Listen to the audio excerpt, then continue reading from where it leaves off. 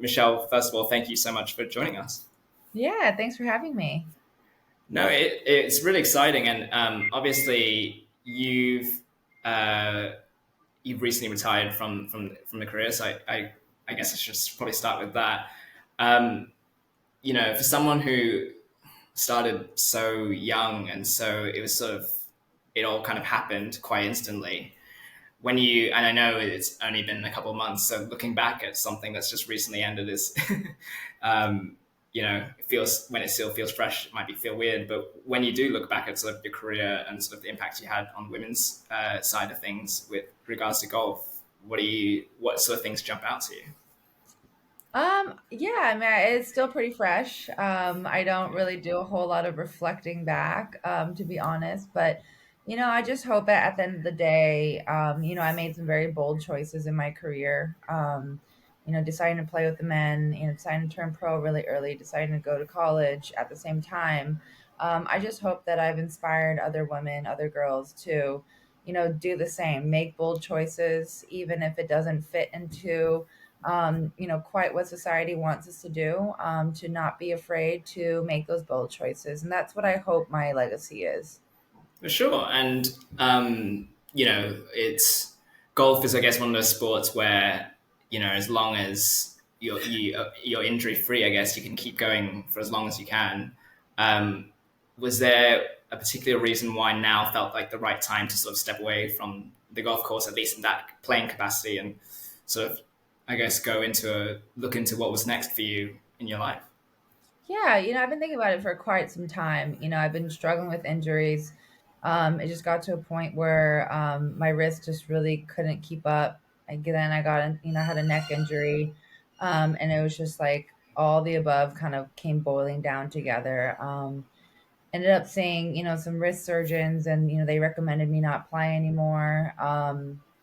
And with cultivated with the combination of having my daughter, so that all happened before I had her, and then I was fully planning on retiring afterwards.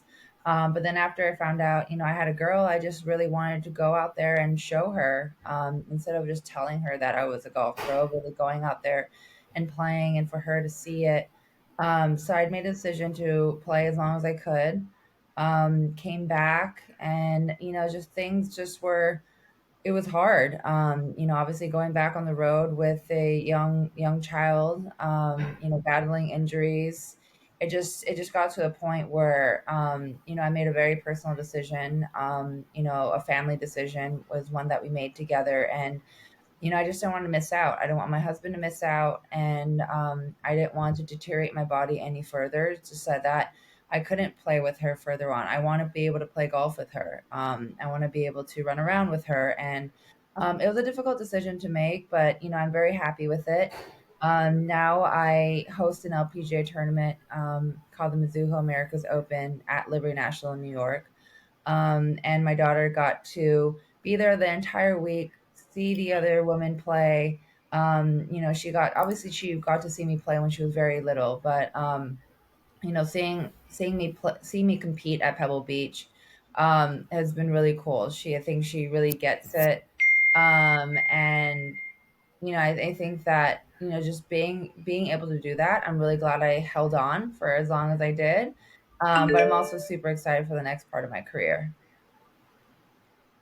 Yeah, no, absolutely. And I guess it's too early to tell, but has she started taking an interest in golf? Is that something like you'll put on the TV screen, and will she sort of gravitate towards that? Or is that still too early to tell? Yeah, no, I mean, it was funny before she wasn't interested at all, and then I took her to the Mizuho Americas Open, and then obviously the US Open where she saw me play, and then after that she just really caught the bug. So we'll see if it sticks, we'll see if it doesn't. But as of right now, she gets excited about it. Yeah, for sure. And I wonder, you mentioned you sort of host a tournament, so of course you're definitely sort of keeping in touch and watching the game at the moment. It's kind of a big question, but how do you sort of feel about the health of the LPGA at the moment, and women's golf at this moment in time, I guess, compared to when you started out playing on the tour all those years ago? Yeah, I'm very pleased with how, we're progressing forward. I think there's still a very, very long road to go. But every day it's an uphill battle. It's not easy. It's easier said than done to move forward in the women's sports space. There's been a lot of support lately, a lot of new viewership, which has been super exciting. But it's still a very uphill battle to climb.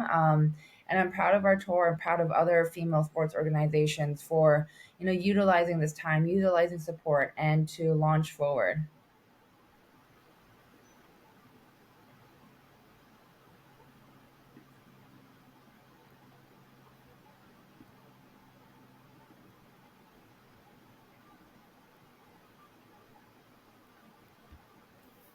Hello? Hello. Hello? Yes. Hi. Hi. Did you get my Hi. last So, answer?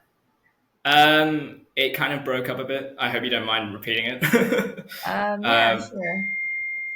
Yeah, I was saying that, I'm proud of where the LPGA has gone so far. I'm proud of their progress that they've made. Obviously, there's a long way to go.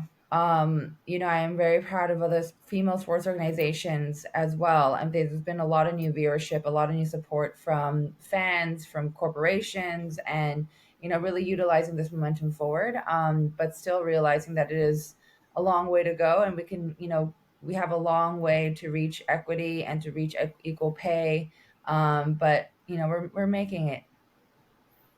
yeah, and I heard you speak about sort of the importance of broadcasters putting it on women's golf on prime time, and I noted that this year the U.S. women's golf was put in prime time by NBC on the East Coast for the first time, and I wonder, is that sort of it's a difficult one because obviously, as you sort of know, it's sort of a data driven sort of thing now. I wonder, what will it take?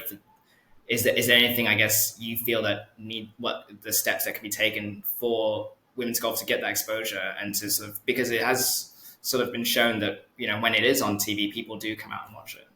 Yeah, I mean, I think number one, giving the women the opportunity to be on, national TV is huge. I think when you do so, the entertainment value has to also go up as well. And by that I mean the number of cameras that are out there. On any given week at a PJ Tour event, I think there were over 100 cameras at the tournament, filming every single angle, filming every single player. They have shot link, and all that on any given week on an LPGA event, we have probably 10 or so.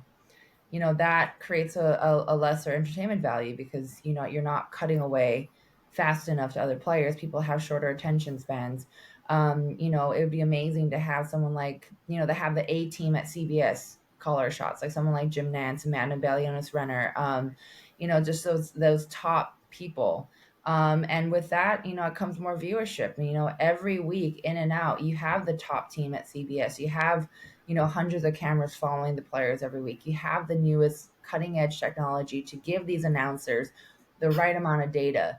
That is the uphill battle that I'm speaking of. This is like the stuff that we need to get in order to have better TV coverage because we're from national TV. There's a lot of people that want women's sports to fail, and they go and you see any lesser viewership numbers, and they're like, oh yeah, this is why. So to we have to. It's an uphill battle for sure.